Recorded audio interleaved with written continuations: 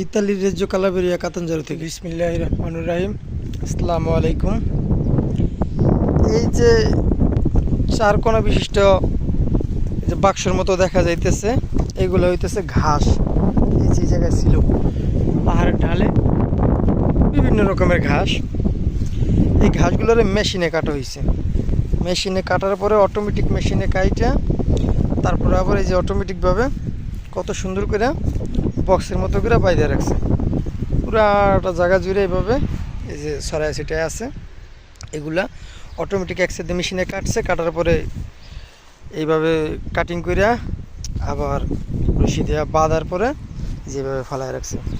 এগুলারে বিভিন্ন খামারে গরুর জন্য, ঘোড়া, গাধা, অ্যানিমেলের খাওয়ার লেগে আর কি, পশু খাওয়ার জিনিস এগুলা ঘাস। আসলে ভিডিওটা করার উদ্দেশ্য হইতেছে এই যে ঘাসগুলা কত সুন্দর করে কাটিংটা করছে।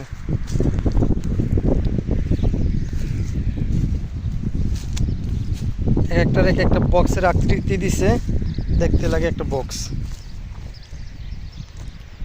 আবার কিছু কিছু জায়গা আছে গোল রুলের মতো করে, এগুলা যেমন ছোট ছোট গোল রুলের মতো যেগুলা করে ওইগুলা অনেক বড় বড় একটা গোল রুলের মতো করে।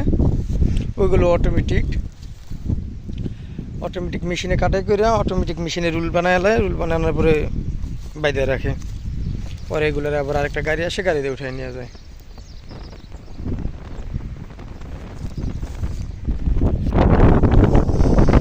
তারপরে আবার এই যে লোহাগুলা দিয়ে বানানো, এই যে জিনিসটা যে এগুলা দিয়া এগুলার এই যেভাবে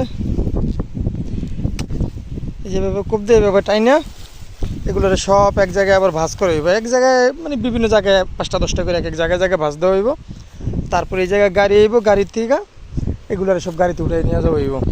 আর গাড়িতে যে উঠাইব সে গাড়িতে আবার এরকম একটা যন্ত্র নিয়ে থাকবো, নিচের থেকে এভাবে কোপ দিয়ে এইভাবে টাইনা উঠাই নিয়ে যাইব। আসলে কঠিন কাজগুলারে কত সহজভাবে মেশিনের মাধ্যমে বা বুদ্ধিমত্তার মাধ্যমে করা হয়। এই ঘাসগুলোরে যদি অন্যভাবে নিতে হইতো তাহলে একটা গাড়িতে কতটুকু নিতে পারতো। আর এখন এই ভাঁজ করে নেওয়ার কারণে এক একটা গাড়িতে অনেকগুলা করে মাল উঠাইব।